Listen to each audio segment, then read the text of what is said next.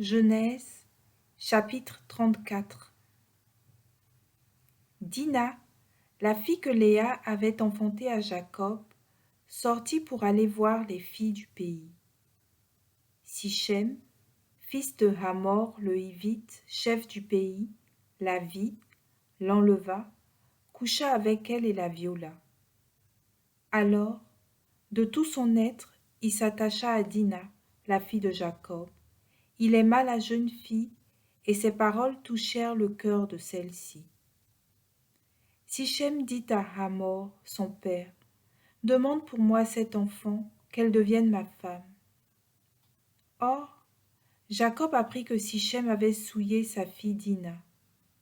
Mais ses fils étaient aux champs avec le troupeau, et il garda le silence jusqu'à leur retour. Hamor, le père de Sichem, sortit parler à Jacob. Revenus des champs, les fils de Jacob apprirent ce qui s'était passé.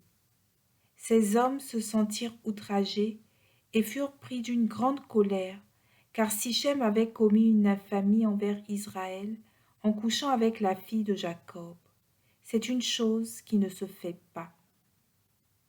Hamor leur parla en ces termes. Mon fils Sichem est épris de votre fille de tout son être.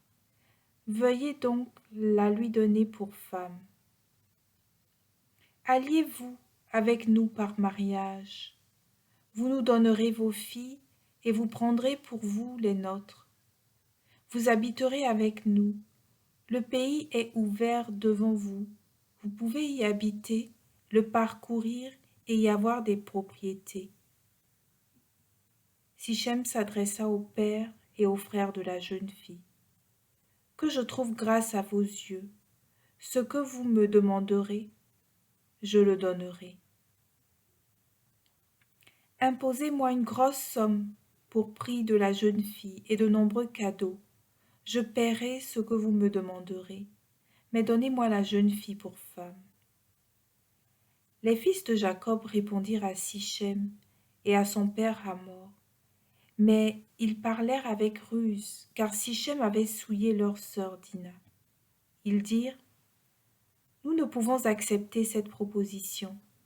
Donner notre sœur à un homme incirconcis, ce serait pour nous une honte.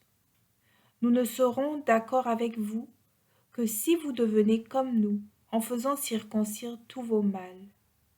Alors, nous vous donnerons nos filles et nous prendrons pour nous les vôtres, nous habiterons avec vous et nous formerons un seul peuple.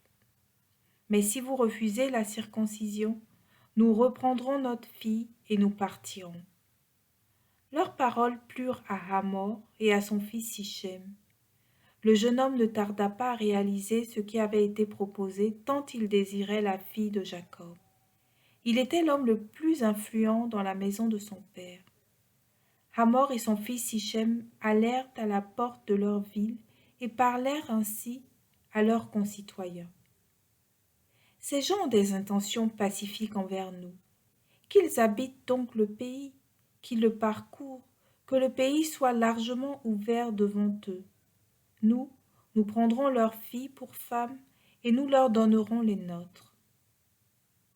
Toutefois, ces gens ne consentiront à habiter avec nous pour former un seul peuple que si tous nos mâles sont circoncis comme ils le sont eux-mêmes. Leurs troupeaux, leurs biens, tout leur bétail, ne seront-ils pas à nous si nous consentons seulement à cela pour qu'ils puissent habiter avec nous? Tous ceux qui sortaient par la porte de la ville entendirent Hamor et son fils Sichem, et tous les mâles furent circoncis. Or, le troisième jour, alors que les hommes étaient souffrants, deux des fils de Jacob, Siméon et Lévi, qui étaient frères de Dina, prirent chacun leur épée, entrèrent dans la ville en toute sécurité et tuèrent tous les mâles. Ils passèrent au fil de l'épée Hamor et son fils Sichem. Ils reprirent Dina dans la maison de Sichem et ressortirent. Les fils de Jacob se jetèrent sur les victimes et pillèrent la ville parce qu'on avait souillé leur sœur. Ils s'emparèrent de leur petit bétail, de leur gros bétail, de leurs ânes, de tout ce qui se trouvait dans la ville et dans les champs. Ils ramenèrent au camp toutes leurs richesses, tous leurs jeunes enfants et leurs femmes, et ils pillèrent toutes les maisons de fond en comble. Jacob dit à Siméon et à Lévi, « Vous avez fait mon malheur en me rendant odieux aux habitants du pays, Cananéens et Périsites. Moi, je n'ai qu'un petit nombre d'hommes. Ils vont s'unir contre moi et m'abattre.